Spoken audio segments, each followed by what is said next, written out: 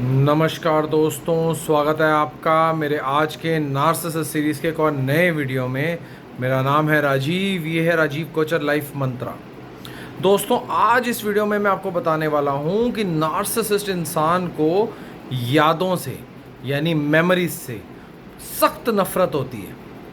वो कभी भी आपके पास मेमोरीज नहीं बनने देता, कोई भी अच्छी यादें नहीं होने देता। आप अपने जीवन को टटोल के देखिए, अपने जीवन में पीछे चले जाइए। जब आप लोगों के घरों में जाते हैं, लोगों से मिलते हैं जो एक नॉर्मल फैमिलीज़ हैं जहाँ नार्सिसिस्ट नहीं है, वहाँ आप देखेंगे उनके पास पिछले 20-20, 30-30 सालों की यादें होती हैं, फ़ोटो की फॉर्म्स में, बातों की फॉर्म्स में। हम वहाँ गए थे, हमें बहुत अच्छा लगा था, वहाँ हमने बहुत एंजॉय करा था, वहाँ हमने ये करा था, वहाँ ये एक्टिविटी करी थी, वो एक्टिविटी करी थी, हमारी बॉन्डिंग और स्ट्रॉन्ग हुई थी।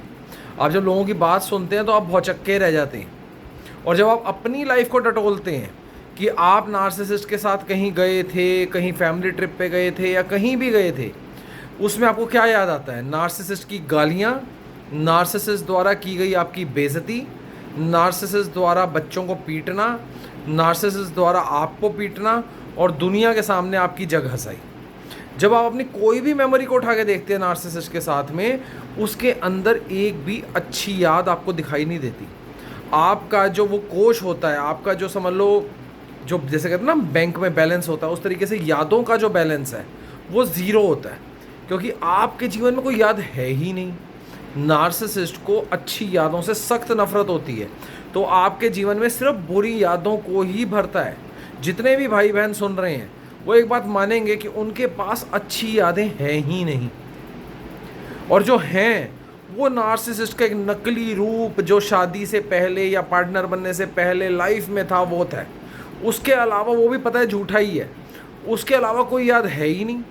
उसके अलावा सिर्फ गाली गलोच, मार पीट, बेइज्जती, कल्पना, चीखना, चिल्लाना, ये सब है। कोई नार्सिसिस्ट के साथ किसी रोड ट्रिप पे आप गए तो वो आप कहेंगे आपकी ज़िंदगी का सबसे ख़राब ट्रिप था।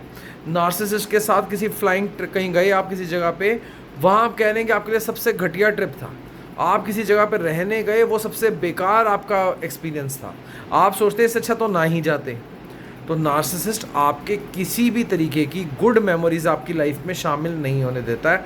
आपको टोटली इससे दूर रखता है, आपको टोटली इससे वंचित रखता है। वो इसलिए रखता है क्योंकि नार्सिसिस्ट खुद नहीं चाहता कि एक भी अच्छी मेमोरी आपकी लाइफ में हो।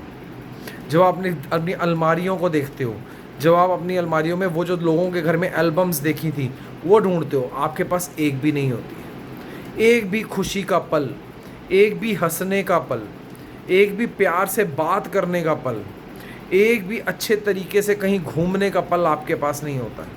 और ये कितनी बड़ी बात है, एक फैमिली के तौर पे आप सिर्फ घसीटते ही चले जा रहे हो, घसीटते ही चले जा रहे हो। रोज़ कलेश देख रहे हो, रोज़ लड़ाइयाँ देख रहे हो, रोज़ प्रताड़ना देख रहे हो, रोज़ गाली गलौच हो रही है, रोज़ इतनी गंदी बातें बोली जा रही हैं और वो सुन रहे हो। ज़िंदगी में कोई अच्छी मेमोरी है ही नहीं। और जब दूसरों की सुनते हो तो मन में आता है कि ऐसी भी ज़िंदगी होती है, इस तरीके से भी लोग रहते हैं, इस तरीके से भी लोग जीते हैं क्या? इस तरीके से भी उनके घर का जो बड़ा इंसान है, जो आपके घर में नार्सिसिस्ट है, उस तरीके का उनके घर में जो बड़ा इंसान है वो पूरी एक्टिविटीज़ में पूरी तरीके से शामिल होता है, वो घर वालों को खुश रखता है, वो बच्चों को खुश रखता है।